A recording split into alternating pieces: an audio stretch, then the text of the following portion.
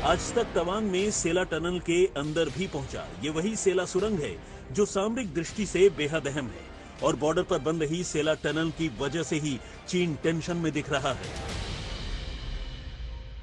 ये जमी हुई बर्फ जो आप देख रहे हैं, इसको देखकर आप यहां के तापमान का अंदाजा लगा लीजिए। 13,000 फीट की ऊंचाई, -7 डिग्री का तापमान।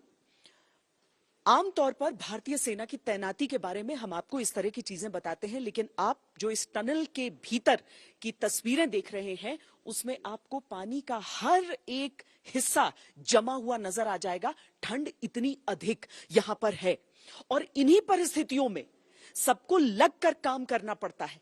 इन्हीं परिस्थितियों में जहां पर आपको चंद कदम चलने में आपकी सांस चढ़ती है, वहां पर आपको भारी वजन उठाना है, मुश्किल काम करना है और पानी जहां पर इस तरह से जम जा रहा हो वहां पर आपको 24 घंटे काम करते रहना है। लेकिन प्रण है, संकल्प है कि सीमाएं, सरहद हमारी सुरक्षित रहेंगी, देश के सबसे सुदूर कोने देश से जुड़े रहेंगे, कोई भी हिस्सा अलग थलग नहीं रहेगा। तो फिर इस तरह के हालात में, इस तरह की परिस्थितियों में काम तो करना होगा और उसी संकल्पबद्ध, प्रणबद्ध दृढ़ता के साथ हमारे, इन्हें भी हम योद्धा ही कहेंगे, जो यहां पर काम में जुटे हुए हैं दिन रात।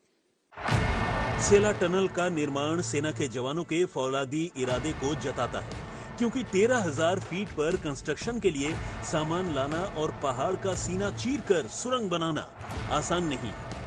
13,000 फीट की ये ऊंचाई है और जो इंजीनियर्स यहाँ पर कार्यरत हैं, जो मजदूर यहाँ पर कार्यरत हैं, हर एक व्यक्ति दिन रात यहाँ पर सर मेहनत में जुटा है। यस मैडम, एकदम। ये टनल के अंदर बताते हैं कि 5 डिग्री और कम हो जाता है तापमान। हाँ मैडम, 5 डिग्री माइनस, इससे ज्यादा कम रहता है अंदर। ठंड यहाँ क्यों लग रही है? कितना एक्चुअली क्या है ना मैडम, ये अब टनल ओपन हो चुका है तो हवा का जो विंड प्रेशर होता है एक साइड से जाता है, दूसरे साइड से निकलता है हवा के डायरेक्शन। अभी क्या टेम्परेचर हो गया? अभी -8।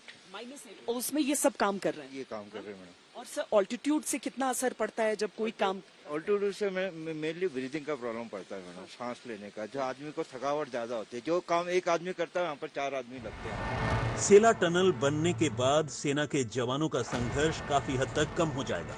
इस टनल को पूरी तरह से तैयार होने में अभी 6 महीने का वक्त और लगेगा।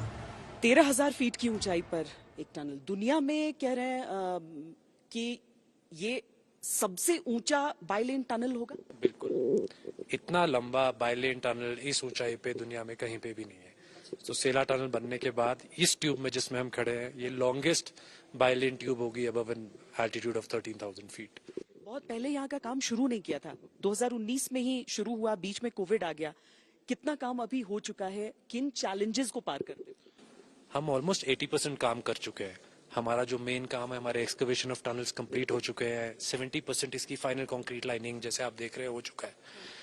हमारी रोड्स की कटिंग खत्म हो गई है, बारिंग 1 और 2 जगहों पे जहाँ पे हमारे कर्व्स है जिनको हमको इम्प्रूव करना है, बिकॉज हम इंश्योर करना चाहते हैं कि इस रोड पे ट्रेलर्स लेके बड़ी से बड़ी गाड़ी तवांग पहुंच पाए।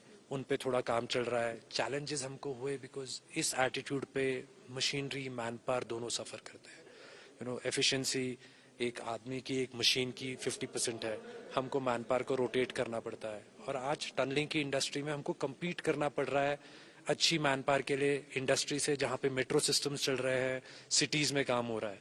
और उसी के कंपेयर में हमको यहाँ पे 13,000 फीट पे एक एयरपोर्ट से 10 घंटे दूर किसी को लाके काम करवाना पड़ रहा है। ये सब बहुत इंटेंजिबल है, पर ये बहुत बड़े चैलेंजेस है for a project like this, इस प्रोजेक्ट को पूरा करने के लिए। तवांग में चीन से तनातनी के बाद से तनाव बरकरार है।